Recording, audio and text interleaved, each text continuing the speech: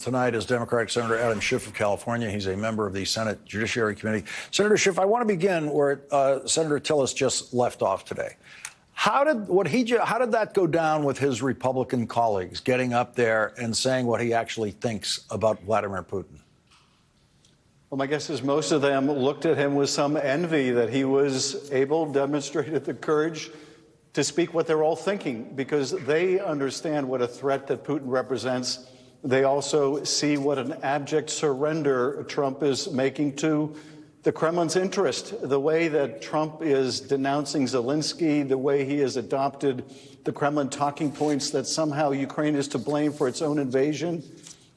They understand the danger in what Donald Trump is doing and saying, and how it is irrevocably damaging our NATO alliance and our standing in the rest of the world.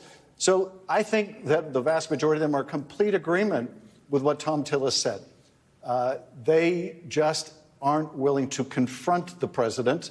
We're going to have votes on Ukraine tonight as a part of this vote-a-rama that we're in the middle of. I've offered a Ukraine amendment, as have others, to affirm our support for Ukraine, condemn Putin, and we'll see. They'll be tested whether their rhetoric is going to match their votes. Senator, I know you've been on the Senate floor with this budget resolution that's moving through the Senate, which opens up all sorts of opportunities for all sorts of issues to be raised. What have you been pushing out there on the Senate floor tonight? Well, I just walked off the Senate floor where I offered an amendment that is still being voted on. I've cast my vote to stop the Trump freeze on the hiring of wildland forest firefighters. If you can believe this, even as we've just gone through these cataclysmic fires in California and are about to start a new fire season, these firefighters who were bravely out there battling the flames are getting a letter from Donald Trump that says, please quit. It's just absurd. And others are getting a letter that said, you got an offer to be hired, we're rescinding that offer. We can't afford to lose that talent pool, and it's a hell of a thank you for your service to say, please quit. So my amendment would push back against the firing off, the laying off, the discouragement of these important firefighters. Again, we'll see whether the Republicans are willing to stand up to Trump on even something as basic as that. And Senator, with all this going on the Senate floor, you did something that senators have never done before, to actually go out to the street, in this case, outside the FBI headquarters today, to protest the confirmation by the Republican senators of an FBI director who was absolutely unimaginable as being qualified for any form of federal service prior to Donald Trump winning the presidency. Yes, we stood outside the FBI headquarters to make a last plea against this terrible choice to be FBI Director Kash Patel. Kash Patel is the guy you go to when everybody else says, no, I won't do it. It's too immoral. It's too unethical. It's too unlawful. He's the guy. That's why he was chosen. You rise to the level of your utter sycophancy in the Trump administration. But here's the thing. I've worked with the FBI for decades, ever since I was a federal prosecutor. They're the premier law enforcement agency.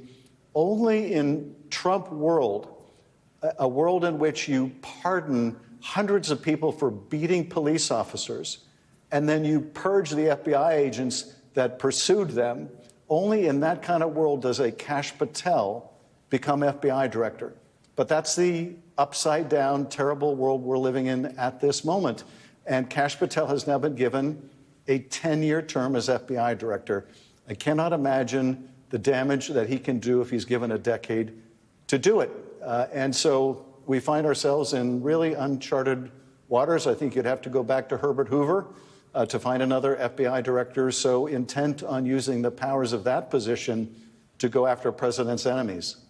Yeah, and what we've also seen here, obviously, is now the politicization of that position, because it is inconceivable if there's a Democratic president sworn in 4 years from now that president wouldn't immediately fire this FBI director. Well, and I meant J. Edgar Hoover here. Yes, we'll see whether this 10-year term, which was meant to insulate the office and allow an FBI director to go from one administration, continue serving into the next, a norm and more than a norm of practice that was changed when essentially Chris Wray decided he needed to resign because it meant ultimate conflict with Donald Trump, and he felt that it was in the best service of the FBI not to continue as director. Look, when Donald Trump is gone, there's a Democratic president. I can't imagine they're going to want to keep on someone as destructive as Kash Patel. But I could imagine, frankly, that we would be in this place to begin with. So we're in uncharted waters. We've had a debate about what level of constitutional crisis we're in. And frankly, I think we're already there. Mm-hmm. And yes, it can get worse if they just start ignoring court opinions. But when you have someone who is essentially the president's Roy Cohn, his hatchet man, now controlling the premier law enforcement agency, when you've got Pam Bondi, an election denier, as the attorney general, when you've got Emil Bove insisting on the firing of prosecutors in New York because they don't want to dismiss a corruption case against the mayor for the reason that the mayor is helping the president with his immigration policy. That's the argument of the Justice Department. And we saw just how dangerously absurd that argument is today when Emil Bove was making the point that, yes, this can go beyond this mayor in New York. Basically, they can decide to pursue or not pursue any criminal case depending on whether an elected official is helping their agenda. He also extended dangerous ground indeed. And he extended it in court yesterday beyond elected officials to people like the New York City police commissioner. Like, you can't prosecute the New York City police commissioner anymore. Senator Adam Schiff, I know you want to get back on the Senate floor while that vote clock is ticking down to the last minute to